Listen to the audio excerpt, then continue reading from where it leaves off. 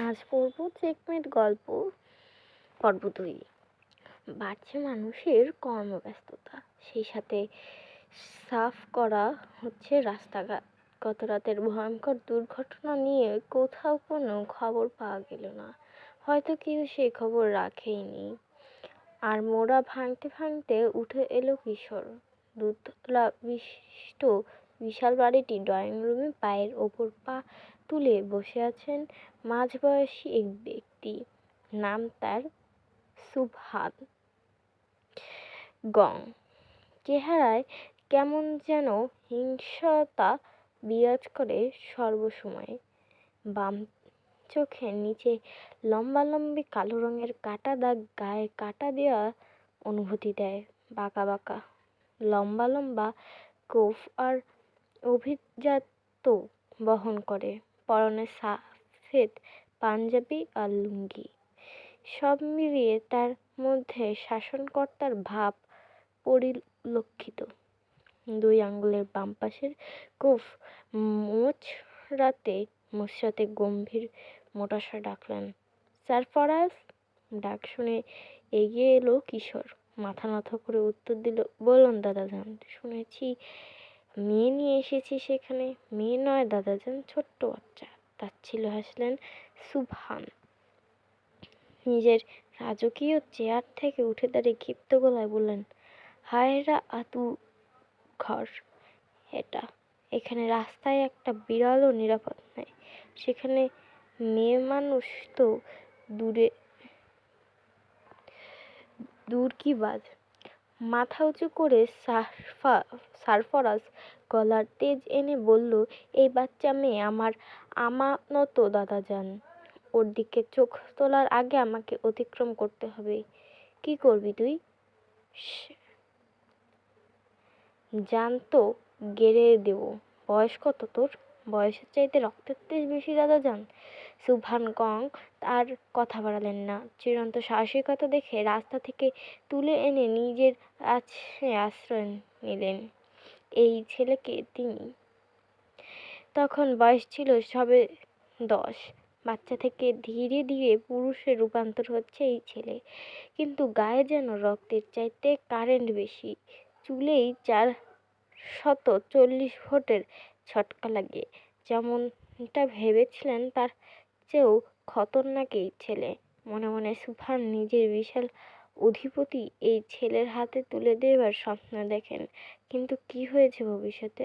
সুবহান শেখ আর সারফরাজ এর কথার মধ্যে গুটি গুটি পায়ে সিঁড়ি বেয়ে নেমে এলো মেয়েটি। সারফরাজ একবার নজর দিল তার পানে। মায়াবী এক বাচ্চা।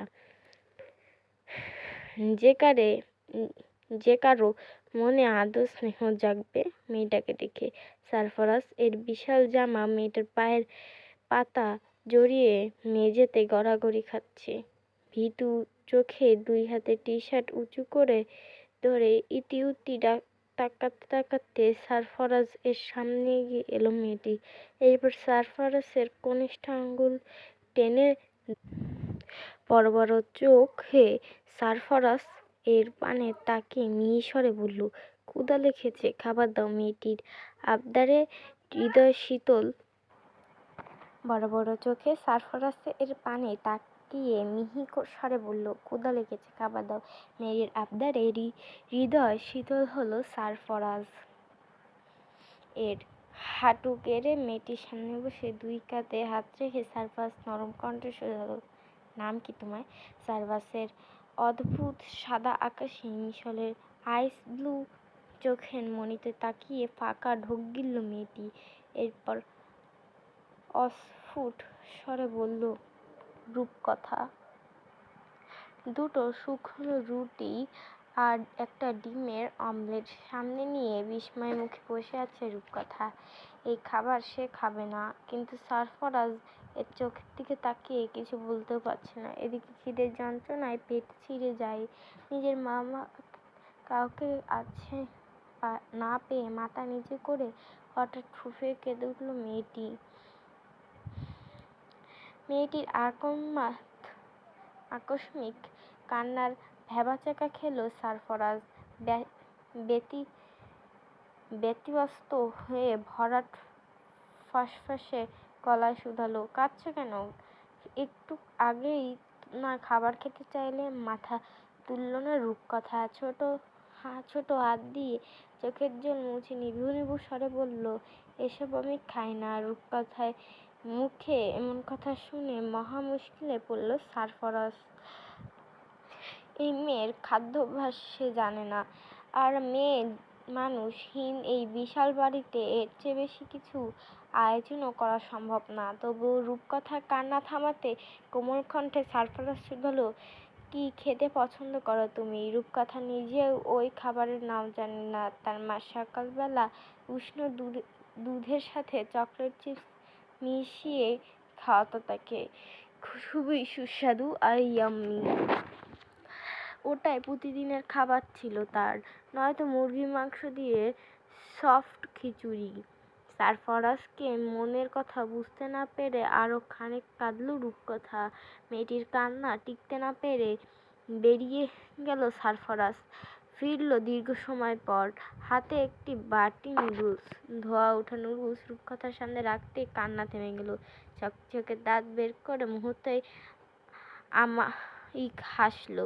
এরপর অল্প অল্প ফু দিয়ে তা খাওয়ার মনোযোগ দিল। এদিকে সারফরাজ এর মাথায় হাজারো প্রশ্ন ঘুরছে। রূপকথাদের গাড়ি নিজ চোখে ভালো করে দেখেছে সে।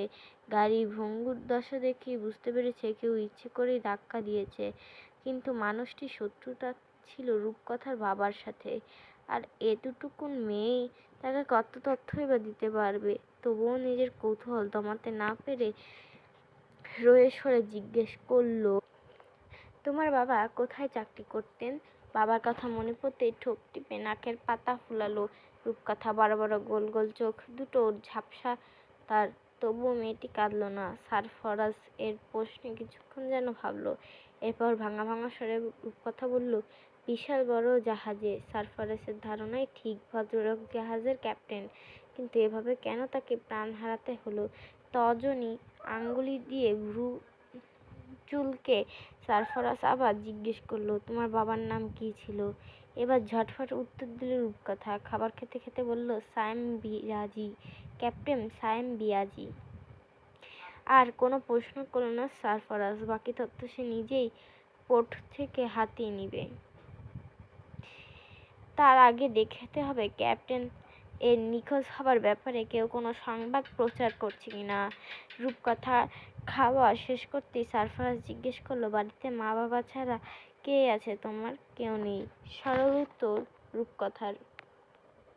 তপ্ত শ্বাস ফেলল সারফরাজ। মেয়েটি এখানে সে রাখতে পারবে না। এইটুকু মেয়ে কার কাছে রেখেই বা সে নিজের কাজে যাবে? এই বাড়ির একজন মানুষকেও সে বিশ্বাস করে না। এরা কেউ মানুষ নয়, প্রত্যেকটা রক্তখোকো পিশাচ। সুভান গং ঠিকই বলেছে, রাস্তায় বিড়ালও এখানে নিরাপদ নয়। সেখানে রূপকথা ছোট বাচ্চা মাত্র। মেয়েটার পানে কালো হাতের থাবা মেলতে এক মুহূর্ত ভাববে না কেউ। চিন্তা ভাবনায় কোনো সুরাহা না করতে পেরে সারফরাজ সতর্ক বাণী ছুড়লেন, শুনো রূপকথা, এটা একটা রাক্ষসপুরী। আমি না ফেরা পর্যন্ত এই ঘরের বাইরে পা ফেলবে না, ঠিক আছে? মাথা কাত করে সম্মতি জানিয়ে রূপকথা মিষ্টি হেসে শুধায়, তুমি কি রাক্ষস বধকারী রাজকুমার, ফেইরি টেইলের মতো? সূক্ষ্ম হাসে সারফরাজ, কোনো প্রত্যুত্তর করে না। এরপর নিঃশব্দে উঠে যায়। যাওয়ার আগে পুনর্বার করা স্বরে আদেশ করে, আমি ব্যতীত কেউ আসলে দরজা খুলবে না।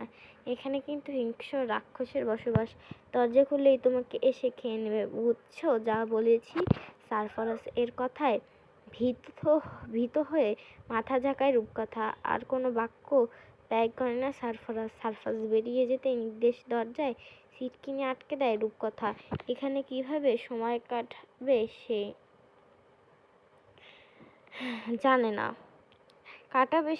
জানে না। কোথাও কোনো টিভি নেই, কোথাও বুকস নেই, ড্রয়িং খাতাও নেই। তাহলে উপায়? ডাইনিং টেবিলে বসে আয়েশ করে লাল আটার শুকনো রুটি চিবাচ্ছেন সুভান গন। মনে মনে বিশাল এক আনন্দ ধরা দিয়েছে। সেই আনন্দের খবর কেউ জানে না, সুবহান খান জানতেও চায় না। সব খুশি সবার মধ্যে ভাগ করতে নেই, নজর লেগে যায় আর আর কাছ যার তার কাছে কুলে যারা আছে সবগুলোই এক একটা ভয়ঙ্কর পশু। নিজের স্বার্থ গুছিয়ে নিতে সুবহান এর পিছে ছুরি বসাতে এক মুহূর্ত ভাববে না তারা। ক্ষমতার লোভে প্রত্যেকটা মানুষের চোখে লেগেছে দেখেছে সুবহান। একবারে জিভ যেন লক লক করছে। সুবহান এর মতোই তাদের একান্ত কাম্য। সুবহান সব জানে, তবুও না জানার ভান করে চোখ বুজে পড়ে থাকে। তিল তিল করে সেই সাম্রাজ্য সুবহান গড়েছে এত সহজে তা কারো হাতে সৌরপদ করবে না। তার যদি কাজ করতেই হয়, সারফারাজ হবে তার যোগ্য উত্তরসূরি, রক্তের সম্পর্কে না থাকুক।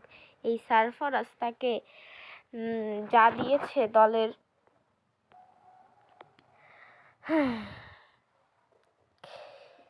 রক্তের সম্পর্ক না থাকুক, এই সারফারাজ তাকে যা দিয়েছে দলের একটা গাধাও তা পারেনি। সুবহান গং এর কাছে সারফারাজ সোনার ডিম পাড়া হাঁস। যদিও সারফারাজ ও কোনো দিন তার বিপক্ষে গিয়ে শত্রুতার রূপ নেয়, সুভা বিনা ভাবনায় সারফারাজকে দুনিয়া ছাড়া করতে সময় নেবে না। সিঁড়ি কারণ আমার শব্দে সবিত ফিরে পেলেন সুবহান। মাথায় ঝলমলে ঘাড় সম চুলগুলো ব্ল্যাক ব্রাশ করতে করতে নেমে আসছে সারফারাজ। কি ফর্সা গায়ের বর্ণ, একদম চোখ ধাঁধিয়ে যায় চেহারা, একদম রাজা জমিদারের ছেলেদের মতো। উচ্চতা দেখে বোঝা যায় কত বয়স জওয়ান ছিল। সুবহান যখন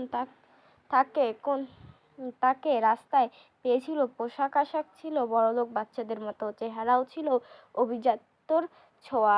এমন একটা ছেলে ক্ষুধার্ত অবস্থায় ট্রেন স্টেশনে বাহিরে কেন বসেছিল সুবহান আজও ভেবে পায় না। হয়তো ছেলেটি হারিয়ে গিয়েছে ভেবে বহুবার সারফারাজ তার বাবা মার সম্পর্কে গেছে ভেবে বহুবার সারফারাজের মা সম্পর্কে জিজ্ঞাসা করেছেন সুবহান। কিন্তু এই ছেলে কখনো মুখ খোলেনি। এত ছোট বয়সে এমন ধৃত ছেলে নিজের বয়সে দেখেনি সুবহান। ছেলেটি চেহারা দেখে মনে গভীর মায়া জন্মানোর কারণ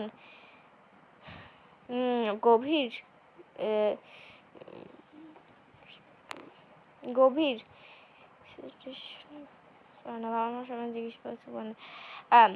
জন্মের কারণে ছেলে ফেলে আসতে পারেনি সুবহান। সঙ্গে করে এনে ঠাঁই দিয়েছিলেন নিজের বাড়িতে। সামান্য একটি রুটির জন্য সেদিন সারফারাজ বাপের বয়সী এক লোকের গলা টিপে ধরেছিল।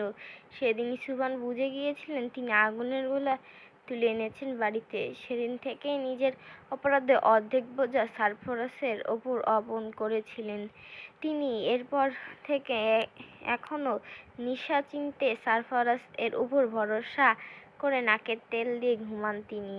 খুন খাবারের দায়িত্বও তার ধীরে ধীরে সারফারাজ এর কাঁধে চাপাবেন।